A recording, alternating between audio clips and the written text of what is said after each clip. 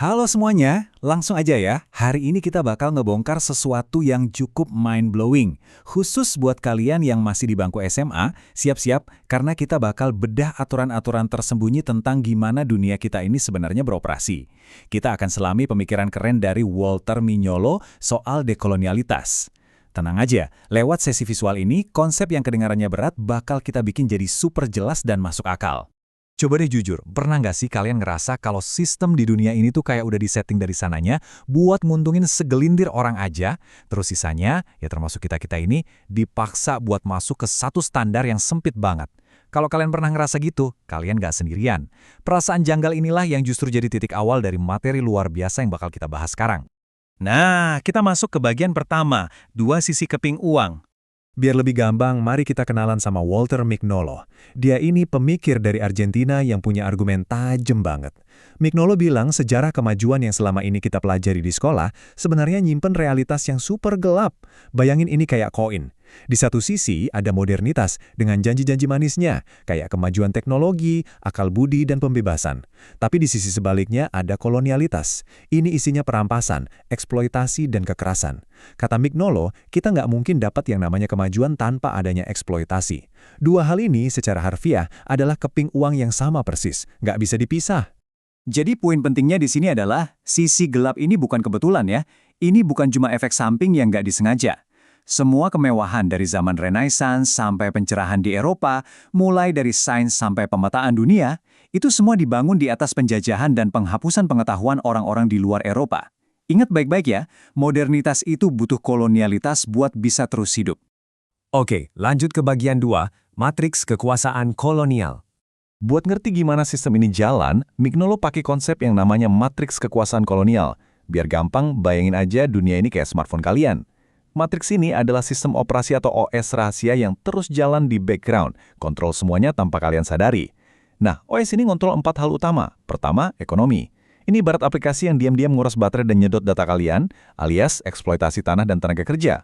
Kedua, otoritas. Ini semacam hak akses admin yang ngunci kalian dari sistem hukum. Ketiga, gender dan seksualitas. Ini kayak profil default bawaan pabrik yang patriarkal dan nggak bisa diganti. Dan keempat, pengetahuan. Ini ibarat App Store resmi yang super ketat dan ngebatasin banget. Analogi smartphone ini tuh pas banget buat ngegambarin masalah terbesar kita sekarang. Kadang kita mikir kalau sebuah negara udah merdeka, berarti semuanya beres kan?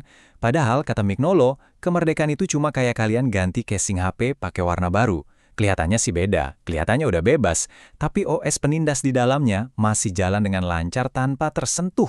Matriksnya masih ngejerat kita. Masuk ke bagian 3. Siapa yang boleh berpikir? Mari kita bedah lebih dalam soal domain pengetahuan di OS ini. Di dalam matriks ini, cara berpikir barat dipaksain jadi satu-satunya App Store universal yang resmi. Kalau ada hal-hal dari luar sistem itu, misalnya kebijaksanaan masyarakat adat, tradisi lokal, atau cara pandang non-barat, itu bakal langsung dicap sebagai mitos atau tahayul. Ya, kalau di HP kita, pengetahuan leluhur ini dianggap sebagai aplikasi bodong atau virus berbahaya yang otomatis masuk tong sampah. Dari situ, muncul pertanyaan yang makjleb banget dari Mignolo. Siapa sih yang berhak berpikir? Pemikiran siapa yang dianggap penting? Dan apa yang bisa disebut sebagai pengetahuan? Soalnya, ngontrol hak buat berpikir dan nentuin apa itu kebenaran, itu adalah jantungnya kolonialitas. Kalau mereka udah bisa ngontrol cara kalian memproses informasi, mereka udah nggak butuh lagi senjata buat ngontrol kalian. Serem kan? Terus gimana dong? Nah, kita masuk ke bagian 4, cara membobol matriks. Gimana cara kita ngelawan balik? Mignolo mengasih solusi yang dia sebut dekolonialitas. Ini bukan sekedar kita kirim email komplain ke developer App Store-nya ya. Dia pengen kita benar-benar putus hubungan secara total dari sistem itu. Langkah pertamanya adalah ketidakpatuhan epistemik. Kalau di dunia smartphone, ini tuh ibarat kalian berani ngelakuin jailbreak atau routing di HP kalian. Kalian nolak pakai App Store kolonial itu, supaya kalian akhirnya bisa nulis kode pemrograman sendiri, yang sesuai sama sejarah dan pengalaman kalian. Buat ngelakuin jailbreak ini, Mignolo ngasih kita 3 alat penting. Pertama, geopolitics of knowledge. Ini artinya kita sadar kalau posisi dan siapa diri kita itu sangat ngaruh ke apa yang kita tahu. Nggak ada pemikiran yang 100% netral. Kedua, border thinking. Ini semacam superpower buat berpikir kritis langsung dari celah batas antara dunia barat dan non-barat. Kita pakai posisi marginal itu jadi kekuatan utama. Dan ketiga, making kin. Yaitu membangun hubungan baru, persolidaritas lintas batas, bahkan merangkul hubungan kita sama alam sekitar. Lanjut ke bagian 5, masa depan multidunia.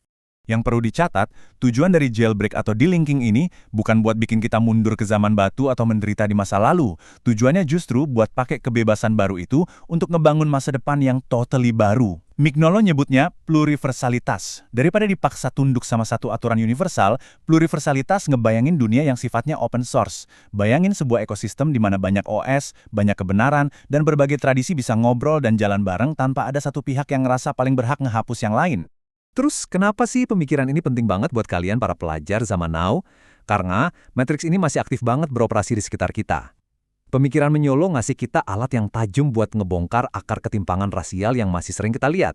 Ini juga nantang apa yang tertulis di buku teks kalian, ngedukung kedaulatan masyarakat adat, dan yang pasti, ngasih kalian perlengkapan tempur buat berani mendekolonisasi sekolah dan institusi demi masa depan yang jauh lebih adil.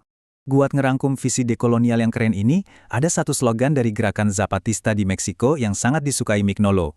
Bunyinya, dunia di mana banyak dunia bisa muat. Wah, dalam banget ya. Ini bukan tentang satu dunia yang maksa semuanya jadi seragam, tapi sebuah ruang luas yang bisa nerima banyak realitas. Bukankah itu visi masa depan yang indah? Nah, akhirnya kita sampai di penghujung sesi bedah materi kita hari ini.